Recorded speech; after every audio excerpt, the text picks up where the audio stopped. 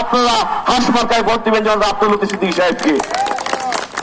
জনাব আব্দুল লতিফ সিদ্দিকী সাহেবকে ভোট দিলে আপনারা নিশ্চিন্তে নির্ভাবনায় থাকবেন।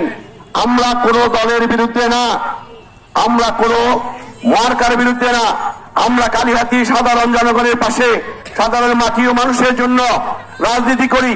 আপনারা দেখেছেন 24 সালে জনাব আব্দুল লতিফ সিদ্দিকী সাহেব যখন নির্বাচিত হয়েছিলেন, তিনি একটা কথা বলেছিলেন, আমার কাছে কোনো আওয়ামী লীগ নাই, কোনো বিএনপি নাই, সমস্ত কালিহাতীর মানুষ আমার মানুষ, আমি সমস্ত কালিহাতীবাসীর মানুষ।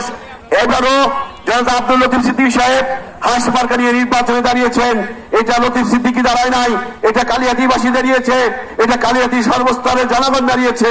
তাই আসুন আগামী 12ই ফেব্রুয়ারি আমরা সন্ত্রাস মুক্ত, চাঁদাবাজ মুক্ত, দখল মুক্ত, সন্ত্রাস মুক্ত একটি সুন্দর সমাজ গড়ার জন্য জনাব আব্দুল লতিফ সিদ্দিকী সাহেবকে হাঁস মার্কায় ভোট দিয়ে ওনাকে জয়যুক্ত করি। সকলে ভালো থাকবেন, নিশ্চিন্তে নির্বিঘ্নায় আগামী 12ই ফেব্রুয়ারি সবাই ভোট কেন্দ্রে যাবেন, হাঁস মার্কায় ভোট দিবেন, এই আশা ব্যক্ত করে আমার কথা শুনতে করি। আসসালামু আলাইকুম ওয়া রাহমাতুল্লাহি। ধন্যবাদ। এ পর্যায়ে আপনাদের সামনে বক্তব্য নিয়ে আসেন